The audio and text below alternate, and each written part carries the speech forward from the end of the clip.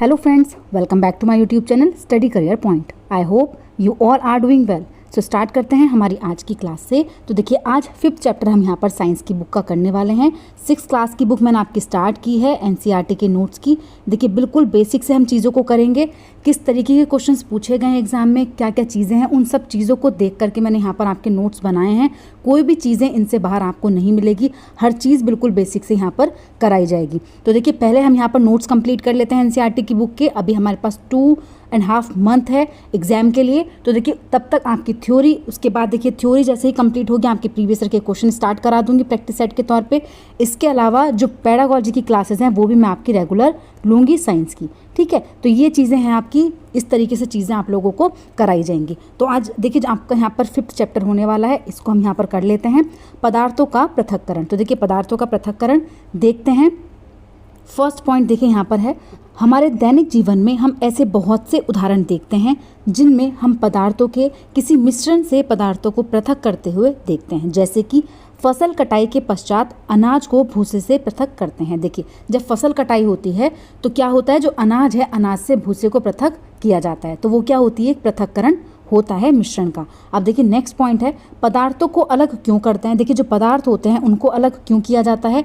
किसी पदार्थ का प्रयोग करने से पहले हम उसमें मिश्रित हानिकारक या अनुपयोगी पदार्थों को पृथक करने की आवश्यकता हमें होती है, इसलिए हम क्या करते हैं, पदार्थों को अलग करते हैं। जैसे कि देखिए घर में चावल बनाती हैं मम्मियाँ, तो वो क्या करती हैं, चावल से कंकड़ या बेकार दानों को हाथ से बीनकर निकाल देती हैं, ठीक है। तो ये भी क्या है, एक एग्जाम्पल है किसका, पदार्थों को हम क्यों चीज़ों से अलग करते हैं। अब देखिए नेक्स्ट पॉइंट यहाँ पर है पृथक्करण की विधियाँ। देखिए जो हम पृथक करते हैं चीज़ों को, उनकी बहुत सारी विधि होती हैं जिनको हम प्रयोग में लाते हैं। अब देखिए फर्स्ट जो विधि यहाँ पर है वो है हस्तचयन विधि। तो देखिए हस्तचयन विधि क्या होती है। हस्तचयन की इस विधि का प्रयोग गेहूँ, चावल और दालों से कुछ बड़े मिट्टी के कणों, पत्थर या भूसे को पृथक करने में किया जाता है। तो देखिए जो हस्तचयन विधि होती है, जिसका हम आम तौर पर इस्तेमाल करते हैं, हमारी मम्मियाँ इस्तेमाल करती हैं, हाथों से चीज़ों को निकालना, पृथक करना, तो वो क्या हो जाती है, वो होती है हस्तचयन की विधि। देखिए हस्तचयन की विधि किस तरीके से करते हैं। देखिए हाथ प्लेट में क्या करते हैं, उन चीज़ों को, जैसे मान लीजिए हमें चावल बनाने हैं, दाल बनानी है, वो चीज़ें हम ले लेते हैं और उसमें से जो कंकड़ वगैरह हमें पत्थर मिलते हैं वो हम निकाल देते हैं। तो ये हस्तचयन की विधि होती है। अब देखिए नेक्स्ट जो विधि है वो है थ्रेशिंग। क्या होती है, थ्रेसिंग। देखिए कटी हुई फसल, देखिए यहाँ पर अनाज की फसल की बात हुई है, सूखे पौधों की डंडियों से। देखिए जो अनाज की फसल होती है उसको क्या करते हैं, जब कटाई का टाइम आता है तो उसको काट के उसके बंडल बना के रख दिए जाते हैं खेतों में। अब उस बंडल को कुछ टाइम के लिए सुखाया जाता है, उसके बाद उसकी थ्रेसिंग की जाती है। तो इसलिए देखिए यहाँ पर सूखे पौधों की डंडियों से जो वो सूख जाती हैं, उनकी डंडियों से अन्न कणों या अनाज को पृथक करने के लिए थ्रेसिंग का इस्तेमाल करते हैं। तो देखिए थ्रेसिंग का इस्तेमाल किस चीज़ के लिए, जब अनाज को हम निकालते हैं उसके भूसे से अलग, तो वो क्या कहलाई जाती है, वो थ्रेसिंग कहलाई जाती है। अब देखिए थ्रेसिंग जो होती है, इस तरीके से अनाज के बंडल बना के डाल दिए जाते हैं, ठीक है। अब देखिए थ्रेसिंग जो होती है, थ्रेसिंग 3 तरीके से की जाती है। वो 3 तरीके कौन से हैं, तो देखिए पहला जो तरीका होता है, जब कटी हुई फसल का गट्ठर छोटा होता है तो उसे किसी कठोर सतह पर हाथ से पीटा जाता है, इससे अनाज अलग हो जाता है। देखिए यहाँ पर जैसे थ्रेसिंग की जा रही है, ये क्या है, यहाँ पर देखिए पत्थर के ऊपर कोई भी पत्थर या फिर क्या बोलेंगे उसको, वो ले लेते हैं, ड्रम वगैरह ले लेते हैं, ड्रम पे इन चीज़ों को मारा जाता है, जो डंडियाँ होती हैं सूखी उनको मारा जाता है और थ्रेसिंग की जाती है, चीज़ों की अनाज निकाला जाता है। तो देखिए फर्स्ट तो ये हो गई। इसके अलावा देखिए जो दूसरी है, जब फसल की मात्रा अधिक होती है तो थ्रेसिंग के लिए बैलों की मदद भी ली जाती है। बैलों की मदद कैसे ली जाती है, तो देखिए जो सतह होती है, मजबूत सतह ले लेते हैं, उन सतह पर जो अनाज के गट्ठल होते हैं उनको फैला के डाल दिया जाता है और उसके ऊपर जानवरों को या बैलों को चलाया जाता है। तो वो क्या होता है, वहाँ पर भी जो अनाज होते हैं वो क्या होते हैं, उससे अलग हो जाते हैं। ऐसे देखिए जो थर्ड क्या है, अत्यधिक मात्रा के अन्न कणों को डंडियों से पृथक करने के लिए मशीन की सहायता से बहुत बड़ी मात्रा की थ्रेशिंग बहुत कम समय में हो जाती है। देखिए जब बहुत ज़्यादा हमारे पास चीज़ें होती हैं पृथक करने के लिए, तो हम क्या करते हैं, मशीनों की सहायता लेते हैं। तो जो थ्रेसिंग है वो मशीनों की सहायता से भी की जाती है। तो देखिए 3 तरीके हैं, एक तो कठोर सतह पर पीट कर, दूसरा हो गया बैलों की मदद से, और तीसरा जो हो जाता है वो हो जाता है आपका मशीन के यूज़ द्वारा। नेक्स्ट पर चलते हैं। देखिए नेक्स्ट है यहाँ पर विनोविंग, जिसको हम बोलते हैं निष्पावन। देखिए निष्पावन जो विधि होती है वो क्या होती है, देखिए निष्पावन का उपयोग पवनों तथा वायु के झोंकों द्वारा मिश्रण से भारी, देखिए यहाँ पर भारी है, भारी तथा हल्के अवयवों को पृथक करने के लिए किया जाता है। तो देखिए जो विनोविंग विधि होती है उसका यूज़ किस चीज़ के लिए करते हैं, जब हम पवनों तथा वायु के झोंकों द्वारा मिश्रण से भरी हल्के या भारी अवयवों को पृथक करते हैं। जैसे देखिए यहाँ पर ये लेडी कर रही है, ये क्या है, निष्पावन विधि है कि हम क्या करते हैं, एक छाछ होता है जो आपने देखा भी होगा, उसमें क्या करते हैं, अनाज है या चावल है, कोई भी चीज़ है, उसको भर लेते हैं, उसमें जो एक्स्ट्रा कण होते हैं वो हवा के थ्रू क्या होते हैं, उड़ जाते हैं, और जो साफ़ चीज़ें होती हैं वो सतह पर गिर जाती हैं। तो ये क्या होती है, ये निष्पावन विधि होती है। नेक्स्ट पर चलते हैं। देखिए नेक्स्ट होती है चालन विधि। देखिए चालन विधि जो हम आमतौर पर यूज़ करते हैं, चालन विधि का प्रयोग मिश्रण के दो ऐसे अवयवों जिनकी अमापों में अंतर हो, देखिए क्या हो, जिनकी अमापों में अंतर हो, को पृथक करने के लिए किया जाता है। जैसे देखिए कभी कभी हमें आटे से व्यंजन बनाने की इच्छा होती है, हमें इसमें उपस्थित चोकर, जिसको हम भूसा कहते हैं, और अन्य अशुद्धियों को पृथक करने की आवश्यकता होती है। इसके लिए हम क्या करते हैं, छलनी, जिसको हम बोलते हैं चालनी, का प्रयोग करते हैं। तो देखिए जो चालन विधि है वो क्या होती है, जो हम आमतौर पर जब हम आटा गूंथते हैं रोटी बनाने के लिए, तो उसमें जो हम छलनी का इस्तेमाल करते हैं वो क्या होती है, वो चालन विधि कही जाती है। अब देखिए जो नेक्स्ट है, देखिए इस तरीके से हम करते हैं ना, तो ये क्या होती है आपकी, ये चालन विधि होती है। नेक्स्ट पॉइंट है, देखिए नेक्स्ट है अवसादन, निस्तारण और निस्पंदन। देखिए अवसादन, निस्तारण और निस्पंदन कौन कौन सी विधि होती हैं, ये भी देख लेते हैं। कभी कभी मिश्रण के अवयवों को निष्पावन और हस्तचयन विधि से पृथक करना संभव नहीं हो पाता, इसलिए हम क्या करते हैं, इन विधियों का इस्तेमाल करते हैं जो यहाँ पर ये दी गई हैं। ठीक है, जैसे चावल या दाल में धूल, मिट्टी जैसे हल्के कणों प्राय पकाने से पहले चावल या दाल में जल डालते हैं, तब उन पर चिपकी हुई अशुद्धियाँ पृथक हो जाती हैं। तो ये जो अशुद्धियाँ ये किस तरीके से पृथक की जाती हैं, तो देखिए फर्स्ट आती है आपकी सेडिमेंटेशन, जिसको हम बोलते हैं अवसादन। तो देखिए अवसादन क्या होता है, मिश्रण में जल मिलाने पर भारी अवयवों के नीचे तली में बैठ जाने के प्रक्रम को अवसादन कहते हैं। देखिए जब हम मिश्रण में जल मिलाते हैं तो जो भारी अवयव होते हैं वो क्या होते हैं, वो तली में बैठ जाते हैं। तो इस प्रक्रम को क्या बोला जाता है, सेडिमेंटेशन, अवसादन कहा जाता है। जैसे कि देखिए दूसरा आपका होता है निस्तारण। देखिए निस्तारण क्या होता है, डिसेंटेशन। तो देखिए डिसेंटेशन कब होता है, तो ये अवसादन की विधि के बाद होता है। तो इस विधि का इस्तेमाल अवसादन, जो सेडिमेंटेशन होता है उसके बाद होता है। अवसादन के बाद जो अवसादित मिश्रण होता है उसको बिना हिलाए जल को मिट्टी सहित उडेलने की क्रिया को निस्तारण कहते हैं। तो देखिए यहाँ पर मैं आपको इमेज में दिखा देती हूँ। देखिए यहाँ जो है, देखिए मिट्टी धूल के कण बैठे हुए हैं, तो क्या कर रहे हैं, इसको बिना हिलाए डुलाए दूसरे बर्तन में देखिए इस चीज़ को कर रहे हैं। तो जो मिट्टी है, मिट्टी के कण तो नीचे बैठ जाएंगे, भारी कण, और जो साफ चीज़ें होंगी वो क्या होंगी, दूसरे किसी बर्तन में हम कर देते हैं। तो ये क्या होता है, ये एक तरीके से क्या हो जाता है, निस्तारण हो जाता है। ठीक है, तो देखिए यहाँ पर बिना हिलाए डुलाए ये जो चीज़ होती है किसके बाद होती है, तो ये अवसादन के बाद होती है। ठीक है, जो निस्तारण होता है वो किसके बाद होता है, अवसादन की विधि के बाद होता है।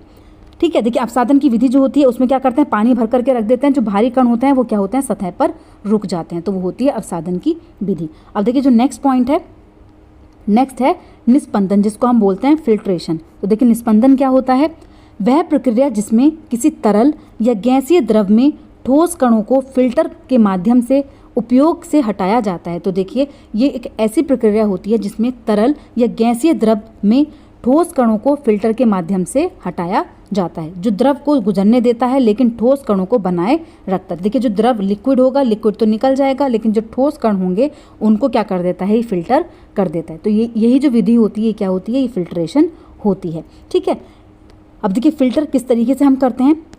सबसे आम उदाहरण इस चीज़ का है, देखिए चाय बनाना। जब हम चाय बनाते हैं तो उसमें क्या करते हैं, जो छलनी होती है वो क्या होती है, वो एक फ़िल्टर का काम करती है, जिसमें जो ठोस कण होता है, जो चाय की पत्ती होती है वो तो रुक जाती है, लेकिन जो द्रव, जो लिक्विड होता है वो क्या होता है, वो कप में चला जाता है। देखिए चाय बनाते समय चाय की पत्तियों को पानी से अलग करने के लिए एक फ़िल्टर या छलनी का इस्तेमाल किया जाता है। तो ये एक उदाहरण हो गया किस चीज़ का, तो देखिए ये जो उदाहरण है ये है निस्पंदन का, फिल्ट्रेशन का।